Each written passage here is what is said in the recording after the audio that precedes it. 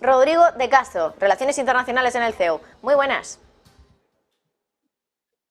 Buenas tardes. Bueno, Luis, no sé si has podido escuchar el discurso hoy, esta mañana, de Josep Borrell, y si no, bueno, de todas formas aquí en el informativo también hemos dado un fragmento resumido de todos los principales mensajes, pero si has podido escucharlo habrás visto que Josep Borrell ha transmitido un mensaje mucho más agresivo, más duro, con palabras muy explícitas, hablando de veneno con base de arsénico cuando habla de las sanciones, hablando de que Putin ya ha perdido la batalla energética. ¿Por qué Borrell está pronunciando unas palabras así de agresivas cuando estamos ya a punto de cumplir un año de guerra y muchos creen, bueno, muchos dicen también que Rusia, bueno, por el momento tampoco está derrotada? Bueno, yo la verdad he de confesar que a mí la dureza, ¿no?, de las palabras de Borrell me han sorprendido, sobre todo viniendo del jefe de la diplomacia europea. Yo esperaba que utilizara unos términos rotundos, pero no tan extremos, es decir, llegando incluso a mencionar bueno, hemos mandado tanques, no ha estallado la Tercera Guerra Mundial, es decir, yo creo, por lo menos en mi opinión personal, yo creo que un jefe de una diplomacia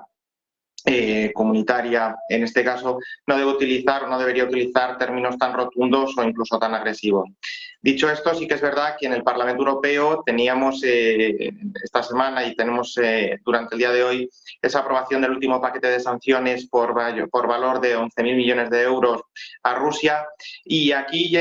yo sí comparto esa afirmación de Borrell de que son como una especie de veneno lento, ¿no? Es decir, las sanciones económicas no causan, en algunos casos sí, pero muy de manera minoritaria, no causan efectos de un día para otro. Es decir, las sanciones que se van imponiendo necesitan tiempo para ir asentándose y para ir calando en la economía o en el resto de sectores sobre los que se imponen. Con lo cual, ahí sí que es verdad que por esa parte Borrell, entre comillas, tendría razón y su discurso pues sería totalmente aceptable. Yo creo también que en parte la rotundidad e incluso la cierta agresividad del lenguaje de Borrell se explica por esa reunión también que se está produciendo en la OTAN, ¿no?, en la que se va a debatir el envío de mayor armamento a Ucrania, pero se excluye la posibilidad de enviar cazas, ¿de acuerdo? Entonces,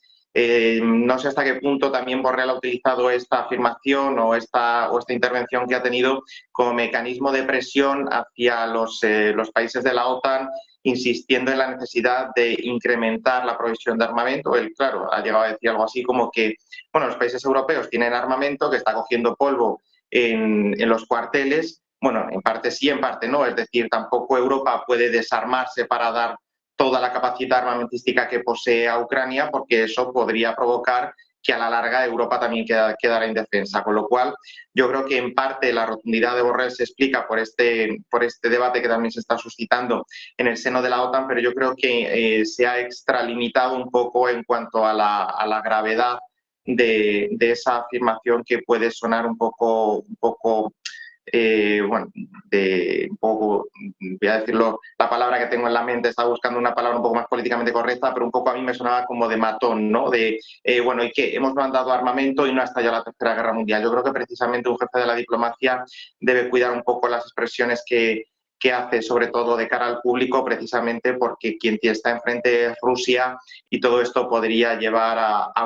una nueva, bueno, no, a una mayor escalada y a una mayor intensificación de los conflictos que ya tenemos, sobre todo con Rusia en base a Ucrania.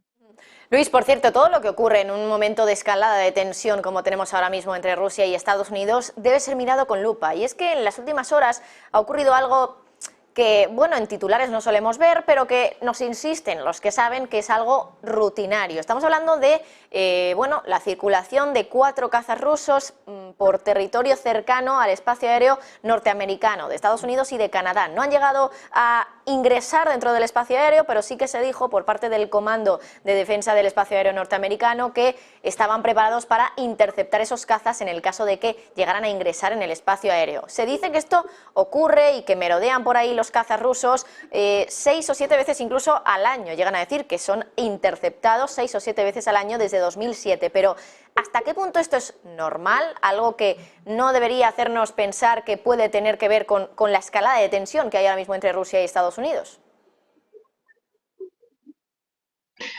Bueno, esto ahora lo vemos todo desde una óptica un poco más sensible, ¿no? Porque precisamente tuvimos toda la situación de los globos espía de la semana pasada, pero sí que es verdad que en términos militares estas misiones de sobrevuelo, de vigilancia, sobre todo de las zonas que son más cercanas a las fronteras de los estados, tanto fronteras marítimas como aéreas, son normales. Por ejemplo, pensemos la importancia que ello tiene, un poco por entender que esto es algo normal o que puede ser normal en el día a día de los estados, y que es verdad que, claro, nos sorprenden porque no son cuestiones que tengamos todos los días sobre la mesa y puede que ni siquiera seamos conscientes de lo que sucede. Pero sí que estas misiones de reconocimiento, de sobrevuelo de ciertas áreas, bueno, siempre y cuando no entren en el espacio aéreo de otro país, son totalmente legítimas, son totalmente normales. Y el ejemplo que yo iba a poner, que precisamente es el que, pues por una visita que yo realicé, aquí hablo un poco de la experiencia personal, pensemos simplemente en la importancia que tienen esas misiones de sobrevuelo en ciertas zonas del Mediterráneo, que pueden ser incluso colindantes con aguas o con el espacio aéreo de países no OTAN del norte de África, por ejemplo, con aguas y el espacio aéreo marroquí y argelino, para ciertas misiones como por ejemplo del control o interceptación de flujos de narcotráfico o flujos de trata de personas en el ámbito del estrecho. Bueno, estas labores que en este caso ejemplifican muy bien el por qué se pueden producir, se producen en cualquier otra zona del globo. Sí que es verdad que al final, como decíais que el NORAD, el comando norteamericano, estaba preparado para actuar, es decir, yo creo que en este caso no había ninguna intencionalidad, o por lo menos el objetivo no era el mismo que el de los globos que veíamos la semana pasada, como decía, porque precisamente es algo que la fuerza estadounidense estaba preparada para ello, que Rusia no ha invadido ningún espacio aéreo, pero bueno, también es verdad que en un contexto de guerra como el actual, pues todo lo vemos, como decías, con una mayor lupa o con una lupa de mayor espectro, ¿no?